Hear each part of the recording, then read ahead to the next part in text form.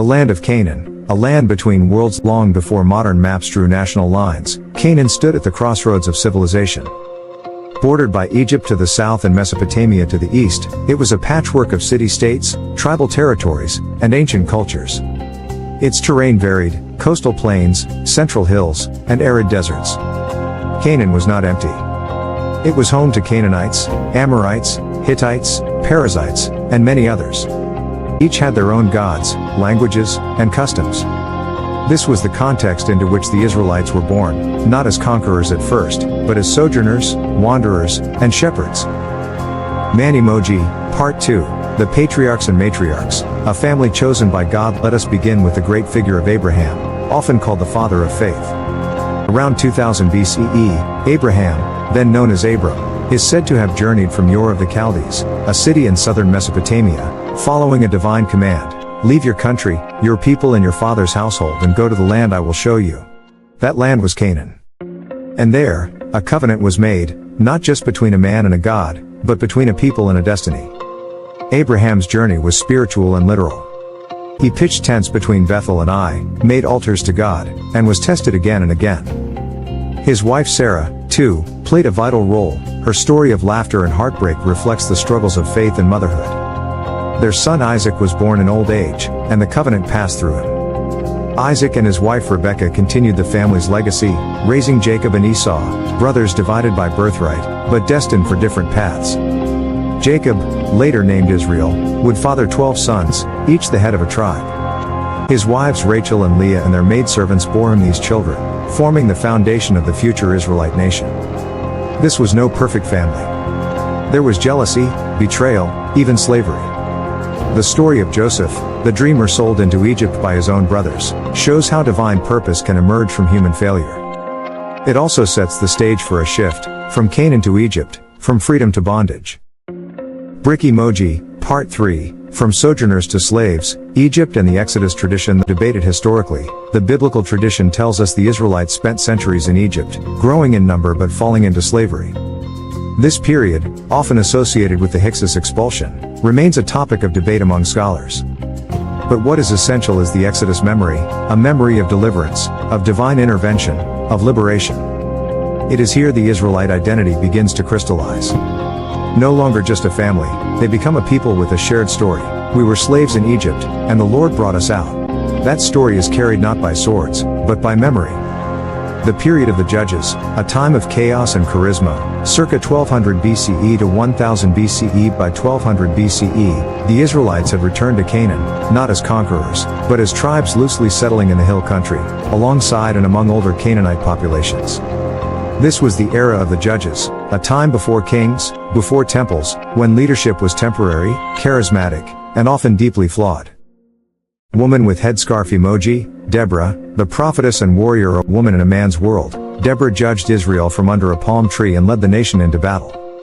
Her partnership with Barak against Sisera showed that leadership was not about power, but calling.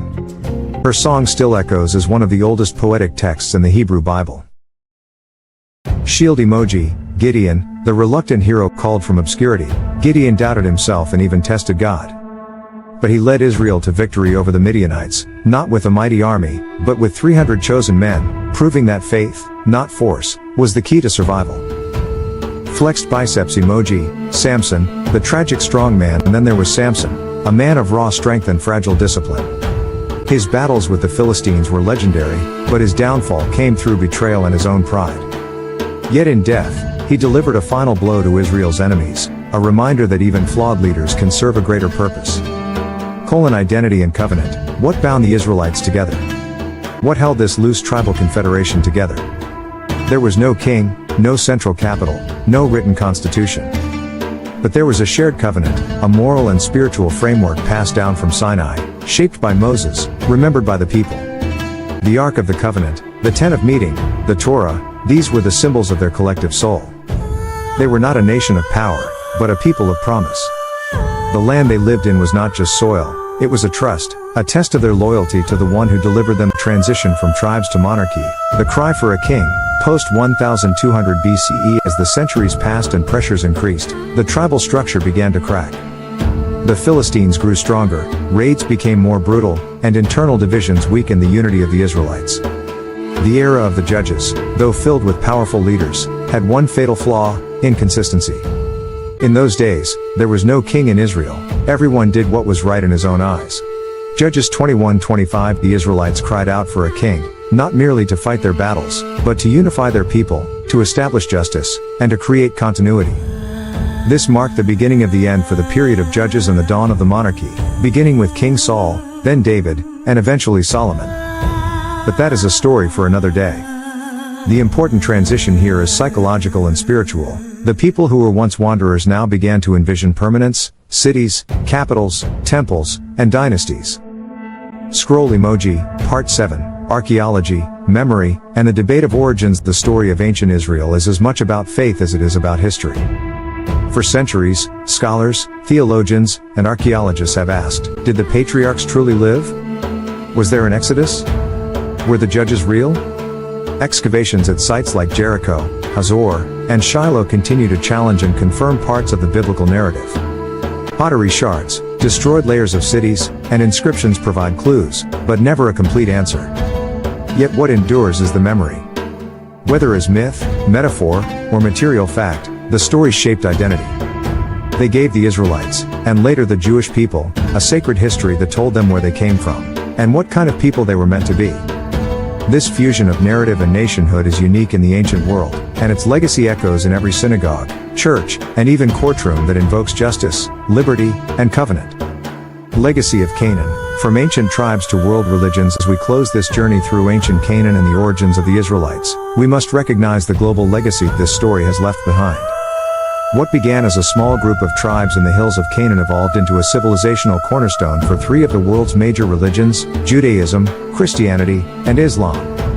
The patriarchs, Abraham, Isaac, Jacob, are revered not just as ancestors of Israel but as pillars of faith across continents.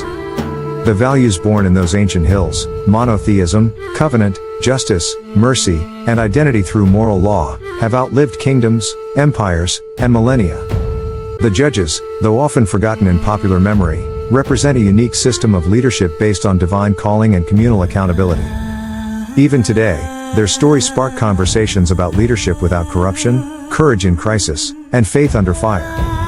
In a world hungry for identity and truth, the Canaanite Israelite story reminds us, great nations are not built by armies, but by stories. Not by walls, but by values. Not by conquest, but by covenant. This is not just ancient history. This is the seed of civilization itself. Thank you for listening, and may this story inspire in you a deeper appreciation for our shared human past. From memory to meaning. The Israelites of 2000 to 1200 BCE did not set out to build an empire. They wandered, struggled, wept, fought, and believed. Their strength was not in bronze or chariots, but in faith, story, and identity. They lived in a land that was always contested, by armies, by idols, by droughts.